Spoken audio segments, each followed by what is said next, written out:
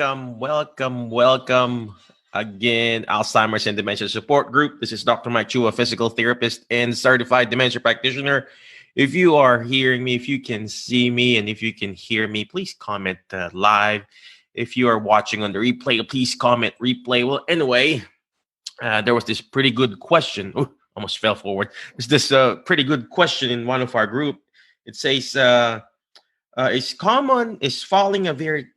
is falling a common thing for dementia?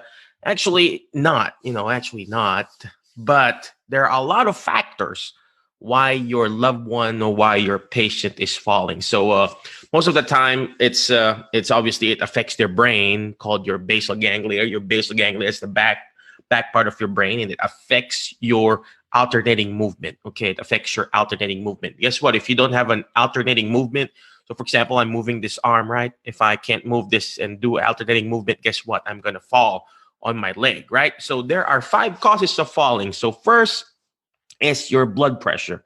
Okay, your body, let me get a sample here. Your body is just like an oil pan. So when you're laying down like this, when you sit up and stand up, guess what?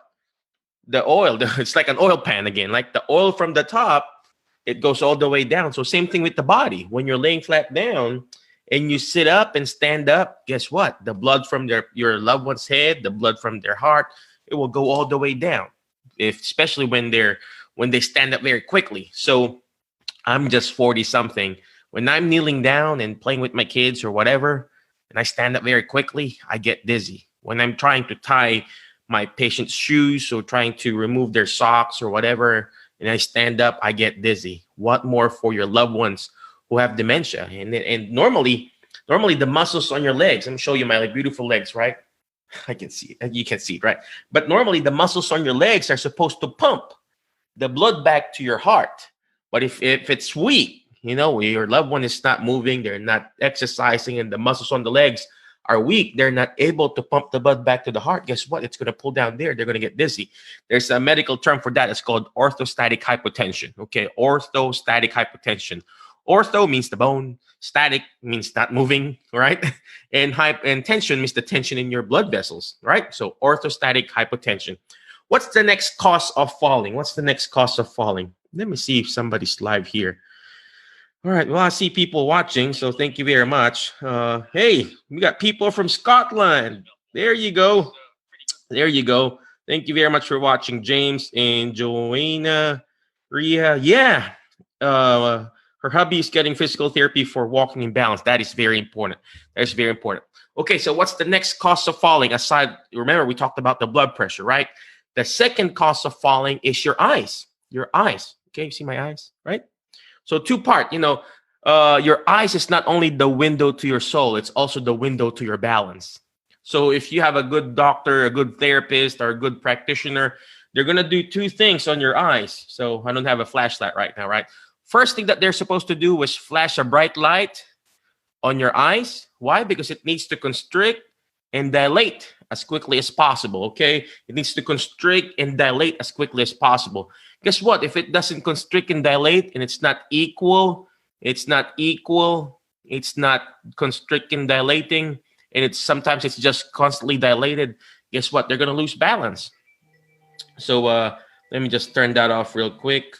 I'll call you later. When I go to a movie house, it's dark there, and then I go out, and it's so bright. Guess what? I get dizzy. So same thing with your eyes. If it's not constricting and dilating as quickly as possible, guess what? Your patient or your loved one will fall. If they are in a dark room, in a bright room, for example, in the kitchen area, it's bright there, right? And then they go into their room, which is dark, and they haven't turned on the light yet, and their eyes haven't adapted yet. Guess what? They're going to fall.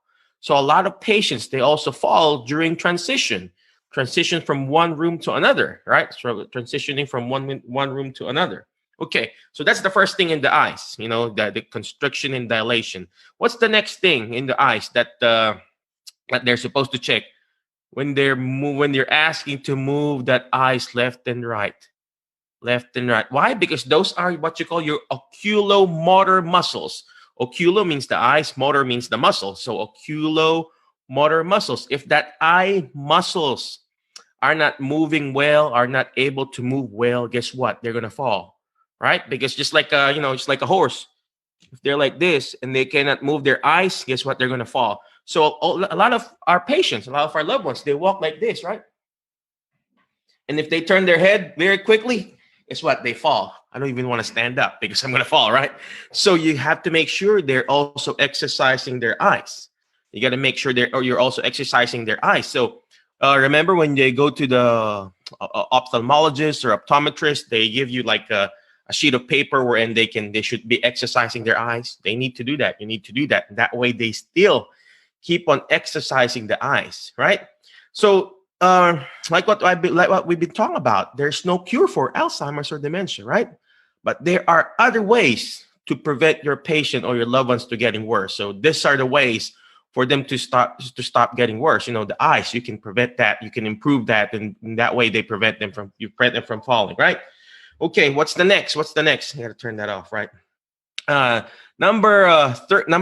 We did the blood pressure, we did the eyes. What's number 3?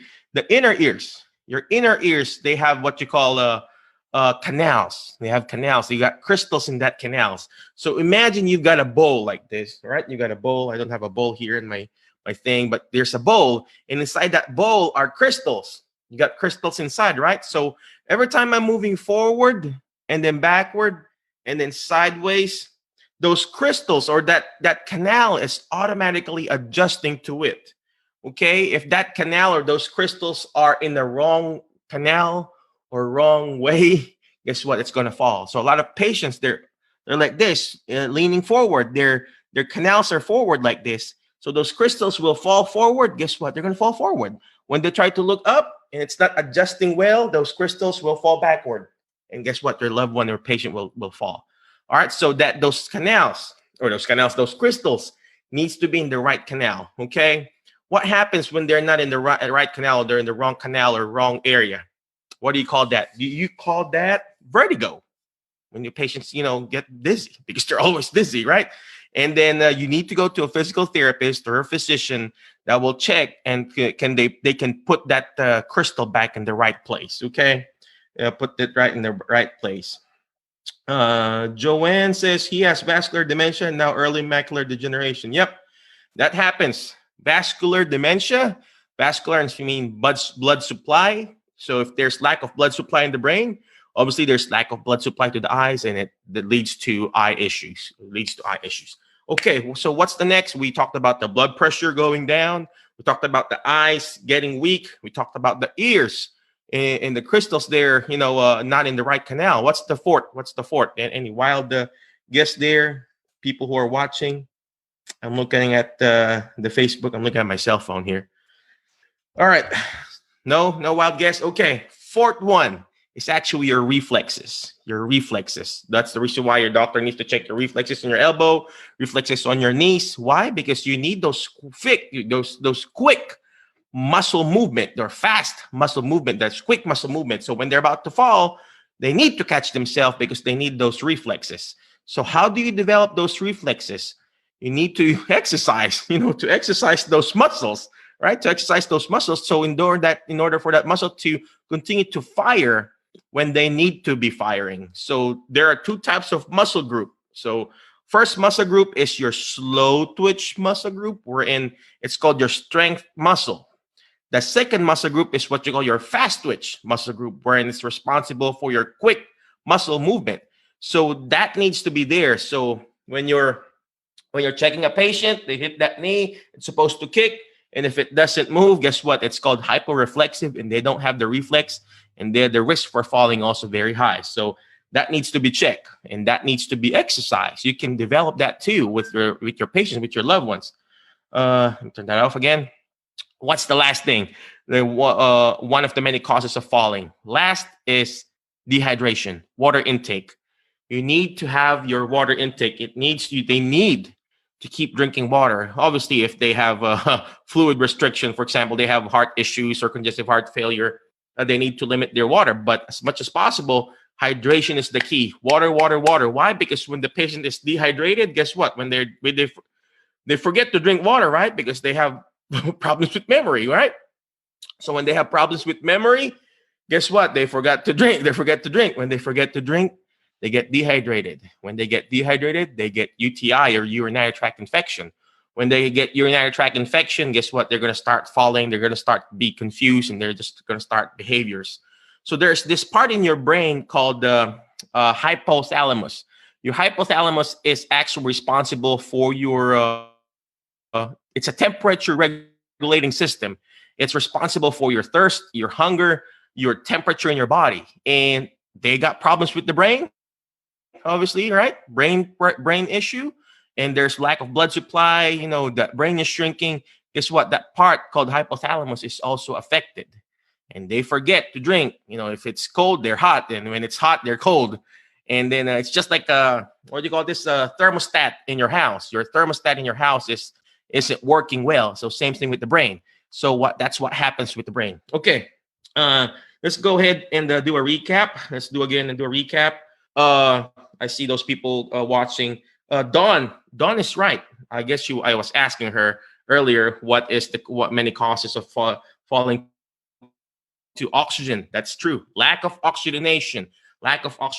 So, all right. So let's go ahead and recap what we talked about. The 5 common causes of falling. First is your blood pressure, right? Blood pressure. So you have to make sure you're checking their blood pressure regularly, whether it's because blood pressure changes according to your position too. Laying down or supine, sitting or standing. Okay, so that needs to be checked. Okay, next, your eyes. It needs to be checked. The constriction, the constriction and dilation of the eyes. Next is your movement of the eyes. All right, that needs to be checked. Next is the ears. Your inner ears. The crystals in that canal needs to be in the right place. Number four is the reflexes on your leg. All right, reflexes here, because you need the reflexes, right? What else? Last is the water intake. So water intake. Joanne said that is what our chiropractor keeps telling him, to get plenty of fluid. That is true. In fluid, because our body is composed of 80% fluid. All right. Okay. Again, that's just a quick Q&A for us today. If you got any questions, we're gonna do that. We're also gonna put this up on our page, drmikechua.com. And again, I wish you all the best. And always remember, be awesome, be great, be excellent, and I will see you around. And always, don't forget, by the way, we always have that Tuesday Dementia training. Come and join that Tuesday Dementia training that we have. I wish you all the best. God bless you, and I will see you around Alzheimer's and Dementia Support Group. Bye-bye.